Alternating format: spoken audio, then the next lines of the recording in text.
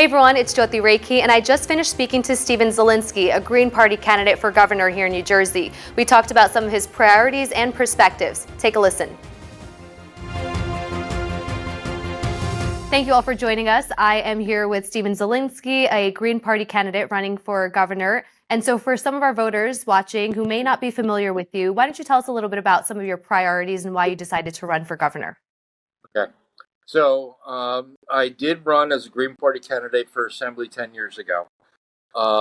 But the main thing, one of the main things, the reason why I'm running for governor is I'm looking for real change in the state of New Jersey, obviously like everybody else. But it's about my wife. My wife was a special needs teacher for over 18 years. She taught over 100 students per year from age 6 to age 20. Life skills, the whole 9 yards. And unfortunately, she passed away from cancer 7.5 years ago. And she didn't drink, she didn't smoke. And it's about our environment. It's about the food that we eat, the air that we breathe, the water that we drink. And we are called the Garden State, but we spray more pesticides and herbicides on our lawns, on our food, and everything like that. It gets into our bodies. So one of the things I want to make is we cannot fix healthcare if we don't fix our environment. So I want to make New Jersey the first fully organic, regenerative state in the United States. We were going to be the poster child for doing this. And then we need to fix our healthcare from both ends of the candle. So I want to bring about, I'm not waiting for Congress. We are going to be a single-payer universal healthcare system, Medicare-for-all throughout the state. So we will be able to actually bring down everybody's costs on healthcare. We got to get away from the privatization, things of this nature. And it's by doing that, it's going to help the municipalities, it's going to help our educators, everybody throughout the state, which will actually lower our taxes. That's one. Great. No, thank you so much for sharing. I think that really familiarizes our voters with some of the things that you stand for, and I'm so sorry for your loss. So I appreciate you sharing a little bit of your backstory. As you know, this video is going to be shared with the larger AAPI community. So I want to stick on topic with some of the issues that are directly impacting them. So why don't you talk to me a little bit about what you think some of the key issues are facing AAPI residents here across New Jersey and what you plan on doing to resolve some of the problems or issues that they are going through here in the state? Sure. So obviously we are now in a phase throughout not just the state of New Jersey, but throughout the country. What we have more and more division going on. And I believe that division comes from fear. It comes from isolation. It comes from, I hate to say, ignorance, lack of understanding, things of this nature. So, and it's not just the Asian community, but the Black and brown community. It's the Muslim community.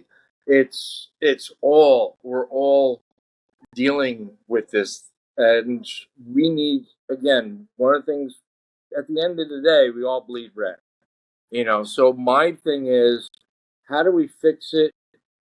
Not just put band-aids on things, but it has to start with education. It has to start with understanding, starting with the school system, starting with the community, things like that, to understand the diversity, our diverse religions, our diverse ethnic backgrounds, everything like this, and really understanding and appreciating each individual. That's the first step. Okay, so I want to change that in our school systems. One of the things also is,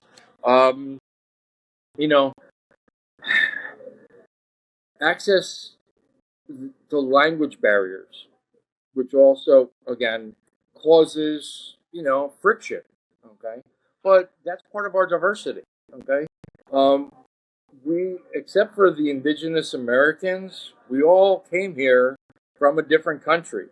And we brought that language and things like that. So we need to actually, and again, we have the technology to do this, create ways to actually intercommunicate with one another so people don't feel like, going to apply for health care or public assistance or services and stuff like that, where it's only written in English and Spanish? No. Okay. And then again, the thing is this: we have the technology that if we're verbal through one another, we could actually do AI translation, things of this nature. Those are, just some of the things. Community safety. Um, Obviously, because of these issues and stuff like that, people feel uncomfortable, and it doesn't take many, it could just take a few, which actually causes fear in our communities because of these issues. So I want to actually promote, what did I call it? Create a multi diverse statewide hate prevention and community empowerment fund throughout the state. Every ethnic background, everyone is diverse, and each one needs to have their own specifics. But at the same time, some of us, we're all dealing with the root causes. So by doing this and giving them a feeling of support, not just in their community, but throughout the state, and we're going to. My goal is to promote a better life for the state of New Jersey and the people. And I'm sorry if I get a little teary-eyed, but you can hear my voice breaking up. But that's some of the things. I knew you got other questions, and I'll probably immigration. That's a huge problem. That's a problem for. It's not. It didn't start in the states. The problem is our immigration system throughout the country is flawed. It should not take a decade and a half for someone to come into the United States to actually become a citizen. And hate to say it, it's a profitable agenda for those because that's what happens. So I want to support. I'm not waiting again. My thing is this: I'm not waiting for Congress. I'm not waiting for the federal government. We're going to actually support you coming into the state. You're here. You're actually a part of society. You're giving employment. Most of the people, are small business owners, and they're contributing taxes and things like that, but they're not getting the benefits that we should be offering to them. Those are a couple things. Great. No, that's fantastic. You touched on some of the topics that I definitely want to cover today, of course, being education, language access, immigration, detention facilities here in the state, and police community relationships. So I'm going to try to get to each and every one of these topics. I know I don't have you for a long time, but let's start with education. I want to know if you support the AAPI curriculum mandate that was passed in 2022. And what that would do is it would ensure that Asian American stories are taught in the classrooms. Teachers are given training, to have the background to learn contributions from Asian Americans. So do you support continuing that? Yes, definitely. And again, let's take it out of the classroom. Okay. Let's again, my wife, when she was teaching, she went and she taught them how to get on the bus for public transportation and things like that. So, we need to, it's not just textbook things, but really, getting out to the community and understanding and things like that and all, and learning from museums and all this stuff. And, community empowerment. Those are a couple things that I'd like to see. But yeah, we should not be selective on our history. It's part of what we, good, bad, or otherwise, it's our history. And it needs to be taught because you can't understand what another person has gone through, whatever, or their grandparents have gone through, if it's not being taught and educated through it. And it should be, it should be inciting. It's something exciting and different. And then we are the melting pot. We are we're a state of immigrants. So, why don't we embrace this? Thank you for that. I appreciate you, giving us a little bit more about what your plan would be, taking it outside of the classroom education. While this mandate is in effect, unfortunately, it hasn't been funded to the extent that perhaps some would argue that it should be. How would you fund all these ideas that you have? Great question. Thank you. So again, a lot of the support and stuff like that, we've looked towards the federal government to supplement our state budget. And I'm now waiting again for this. I've looked into, and I would create a full public bank for the state of New Jersey. And there's only one other state in the United States that's actually done this, which is the Bank of North Dakota. They've been in existence from 1919, and pretty much consistently every single year, even through the 2008 debacle where we were bailing banks out, they were profitable. It's a difference between profiting for shareholders of a private bank or taking those profits and reintroducing them into the infrastructure and things like that. So we're adding money back and back into the state, and this will be funded through what they call self-funding loans. Things that we're actually, there's things that we look towards outside banks to fund, and we pay high interest on those. Why aren't we funding this? And then that interest comes back into the state. That could actually open up billions of dollars for us in the state level. I don't want to get too involved with this, but that gives you a little background in 60 seconds. Sure. Yeah. Thank you. Yeah, definitely. Would you be interested in following like a New York or California model where governors there have opened up millions of dollars in funding for nonprofits that specialize in some of the needs of the Asian American community? And just some background from AAPI New Jersey, they have proposed that the state does the same to provide funding for domestic violence programs, health centers, community programs, and other vital services that cater specifically to the AAPI community. Yes, I agree with you totally on that. And I wrote about that when I answered the questionnaire for the AAPI and everything. Great. No, thank you very much.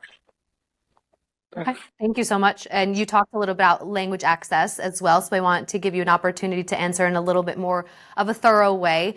You probably know this, that New Jersey has the highest number, one of the highest numbers of limited English proficient residents, and Asian Americans have the highest number, and we are also very linguistically diverse. So last year, Governor Murphy signed into law the bipartisan language access law, and that requires vital documents to be translated and interpreted into services. It requires vital documents to be translated and interpretation services provided in 7 priority languages. I'm just giving a little bit of background in case you're not familiar with it, because sometimes people hear this legislation, they're like, whoa, what is this? But I understand that you probably did. You've read the questionnaire, so you're pretty familiar with it. So the bottom line is, and the question is, do you support the full implementation of these laws? So there's that law and there's the data disaggregation law. And if you do support them, how would you prioritize them? So again, yes, I support that bill. Okay. And again, one of the things I talked about is, let's say you're going into motor vehicles, right?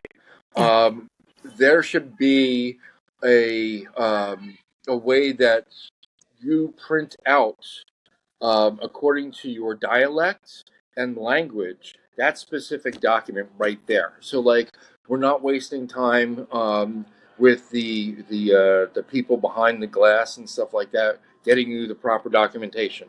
And then right there in that kiosk, it could actually speak to you in your language. That's where we should be taking this thing, okay? And hey, listen, imagine like you walk around with a phone that's a translator, and you walk up to the desk and you're talking into the translator, and then it actually speaks to the teller in their language also. So it's, and then you check it in when you come in, and you check it out when you go out. It's easy. We do it at like what, Walt Disney World. We could do it like at our public locations. It'll streamline the process. It'll make people feel more comfortable. It'll make people feel appreciated. Okay, great. Thank you. Appreciate it.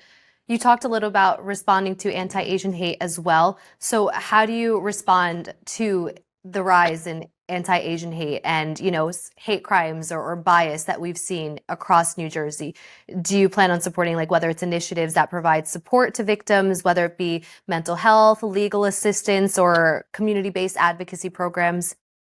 Yes. So I would support a legal process that would be state funded if you cannot afford it.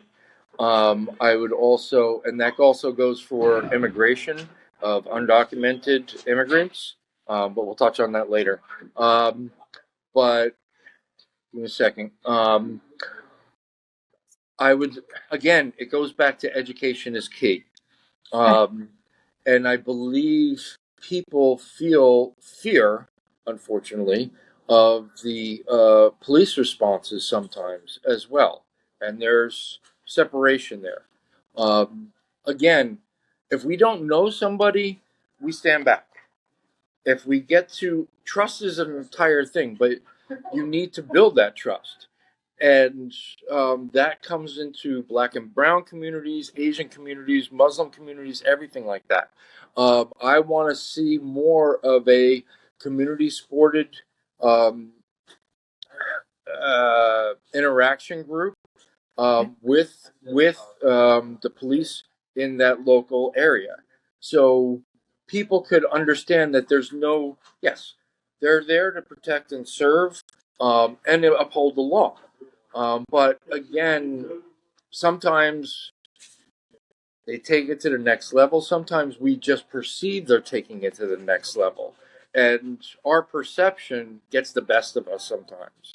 I know I'm talking more philosophical, but these are things that we actually need to actually put into practice when training, as well as feeling like they're part of our community as well.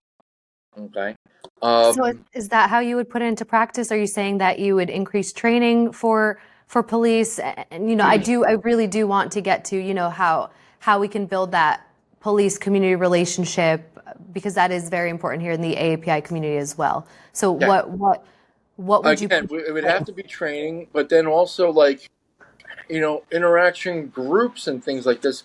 So like let's say the community is doing something, all right, instead of the police standing with full body armor guard and things like this, they should actually show up to the event because they're part of the community.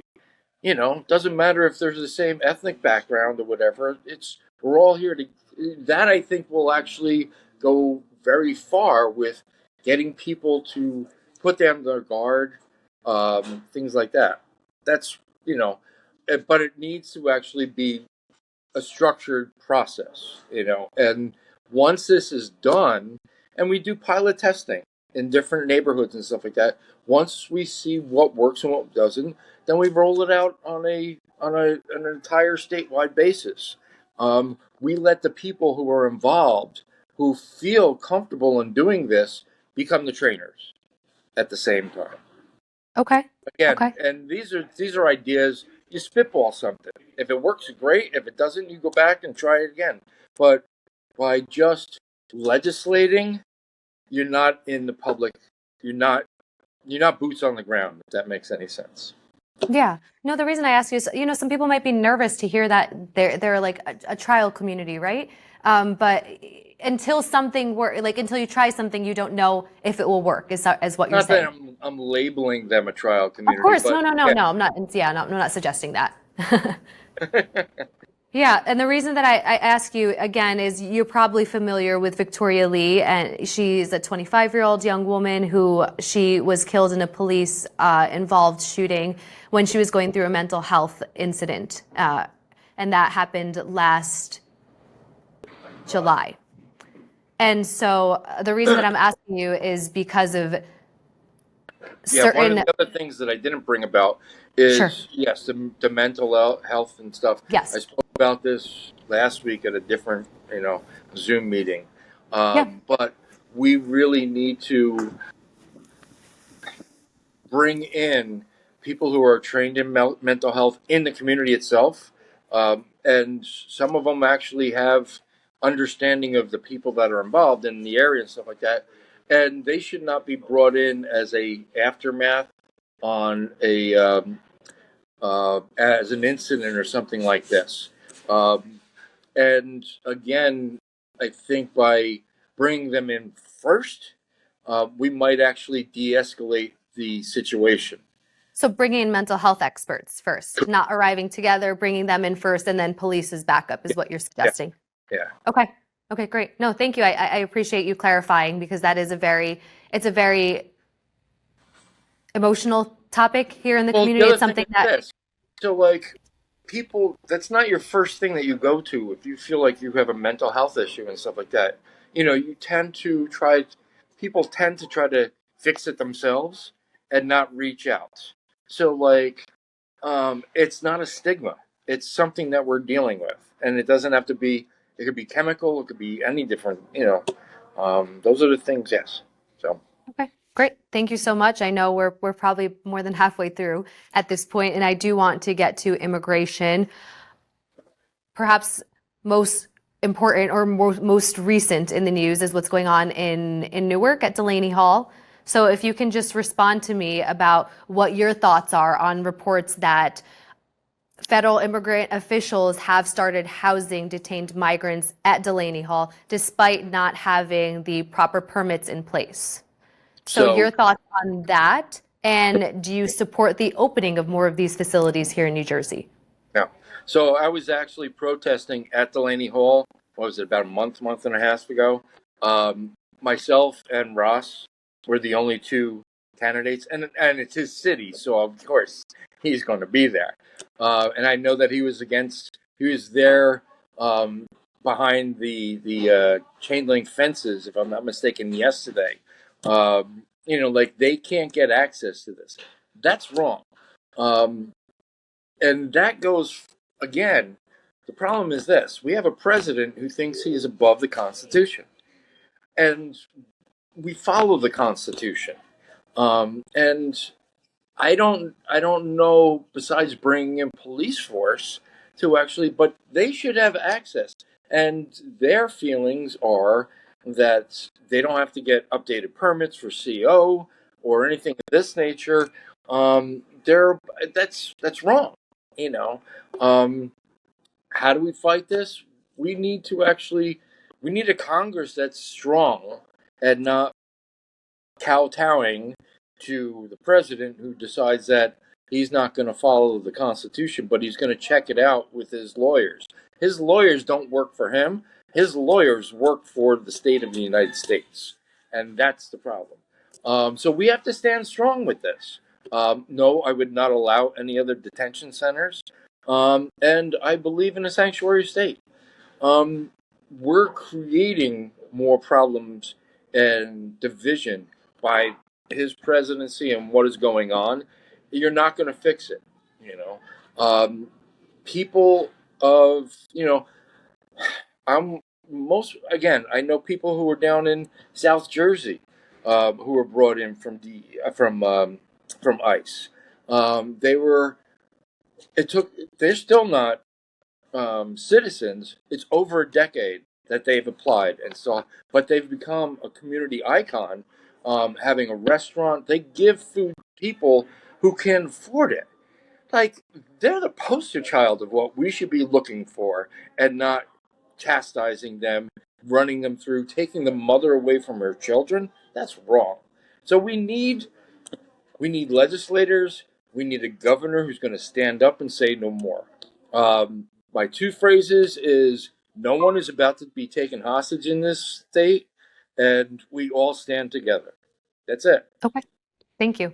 I think I've gained a good sense of your stance on immigration, but I do have to ask just a A little couple of bit. questions, Sure. just directly, just to Yeah. make sure, and just for our voters to make sure that they understand, your views a little bit better. So, as you probably know, at least 1.7 million Asian Americans are undocumented, and according to the Immigration Council, New Jersey immigrants account for 35% of entrepreneurs, 42% of STEM workers, and 30% of nurses. So I want to ask you, do you support codifying the New Jersey Immigrant Trust Directive through the New Jersey Immigration Trust Act? Yes. Yes. Okay, Definitely. great. And again, one of the things that I didn't address before is, first of all, I want to stand that they can. I don't want our local police law enforcement to support ICE. Okay, they need to go through the proper channels. If there's a warrant, great. If you follow the directions, then we follow. But you cannot go in and hijack these people. That's kidnapping. That's kidnapping. I'm sorry. Okay. But Thank you. one of the things I want to also put in is I want to have a legal fund that will support the undocumented workers for their process of getting through, as well as if they go into detention or something of that nature. They should not be having that burden on their own shoulders.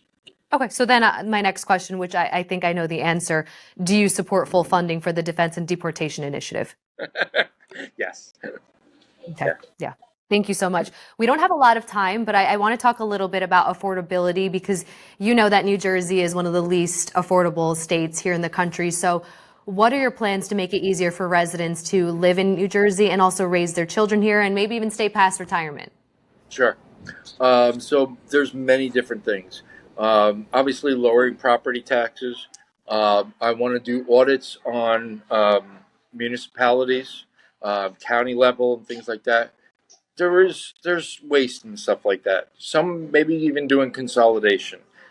We might possibly do consolidation on the school district level. Those are certain things, but those are smaller areas. The main thing is, again, I touched about single payer healthcare, which will bring our costs down. Um, my background also is in the renewable energy sector. Our electric bills, as of June 1st, are about to go up 20%. I 20%. want, Yep. yeah, I want to make the residents as well as the businesses independent of their electric. The problem is the regional grid, PMJ, and we don't have time to go through all the issues and stuff like that. But I want to actually bring solar panel and wind manufacturing into the state. So we're not buying stuff from out of the country or other states. By doing this, putting carports up on every single friggin' parking lot, all of New Jersey Transit, things like that, we could actually reduce our costs on our electric. And after it gets paid off, like that's free electricity for the state. That alone will increase. That'll probably put in about 50,000 new jobs into the state. My background again with transitioning um, farmers to from conventional to organic agriculture is another area. Our seafood industry, which I have a way to actually combat climate change and increase our seafood industry, which is $1 billion industry, we could double it within 3 years. So there's other jobs. One of the things also is New Jersey Transit. Um, Instead of spending $10.7 billion on widening the turnpike up around Jersey City, I want to put in a light rail to go from Bayhead Junction all the way down to Atlantic City, increase our public transportation and things like that. So that again is going to increase jobs, union jobs throughout the state. These are the things. And again, the thing is, plan our state out that areas that we have manufacturing, we put up affordable housing in those areas with small businesses. It's like recreate a village. No one should actually have to travel an hour in traffic to get to a job. It stresses you out. So this is, and we have the room to do it, but it has to be done systematically. So these are the things that I'm looking to address, and that will actually bring down our costs, bring down our taxes. If we have more revenue coming into the state, that actually means that there's more revenue going into our taxes, which brings everybody's tax level base down. Do you want to talk briefly about how you would identify and, respond to the housing shortage a little bit more? We're at a So shortage of I more don't agree. 100,000. I think, first of all, we have to look at the capacity, the infrastructure of every single municipality. And to just say, okay, we're going to put in 20% low affordable housing in an area that the infrastructure cannot handle it, Mhm. that's not wise thinking. That's just a soundbite. I think that with building material, building and stuff like that, it should be more than the 80-20 rule. I think that we need more affordable housing. We need 200,000 new homes into this state. Uh, Now, again, they're not all going to be affordable housing, but we should 40% of them should be. We can't afford. My son, who's 33 years old, I just got my grandson, he's 7 months old. They're moving out to North Carolina because they can afford to live in the state of New Jersey. And I can't blame them. So I got to fix it. I'm not running. I got to fix it, you know. So, Personal to no, you. we don't have too Yeah. much time, but yeah, that's it. Yeah, yeah, unfortunately, yeah, we are out of time, and I appreciate that we were able to get through a lot of the topics that voters are thinking about before they head to the polls. So why don't we wrap up with you telling voters why they should vote for you? So, the two things that I talked about today is universal health care and also a public bank. Now, Ross Baraka has actually mentioned this as well. But I've actually talked about this probably before Ross's. Um, the reason why I believe we need to actually get away from politics as usual. Um, the state now updated, so I have to get 2,000 signatures to get on the ballot. That was put in retroactive the last week in January. It used to be 800. For me to actually get into a gubernatorial debate, I have to raise $580,000. That's money in politics. We got to get money out of politics. So yeah, my thing is that's one of the things I'm fighting is our Election Transparency Act, which was put into place in 2023, is not transparent at all. It's all it did was actually open up the coffers to special interest groups and corporations to back candidates. I don't take any money from special interest groups or corporations. My belief is voting and elections should be for the people, by the people, and those are the only people who actually should be funding my campaign. It's a long, hard ride, but guess what? If I don't do it, no one will. So, and we have right now 12 other assembly people that are running in the state of New Jersey running green. So, our goal is to actually again, if I get into office and I'm running against Democrats and Republicans, I'm a lame duck. So we have candidates who are running on the same platforms that we just discussed throughout the state who are looking to actually give a sense of fresh air to that. People don't want to get involved in politics. Most of the time, we got 20-30% of the people who actually vote at a election because they're fed up. They want somebody. They don't feel like they're voting for. They don't feel like they're voting for anybody that's of substance. I'm trying to bring that substance to the people, and my whole thing is it's about facts. It's not platitudes. And if you go to my website, I have everything documented. I'm all about getting the numbers straight and doing this properly.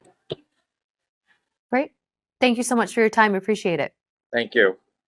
The primary election is on June 10th. Voting by mail has already started, and you can vote early from June 3rd to the 8th. Thank you all so much for watching.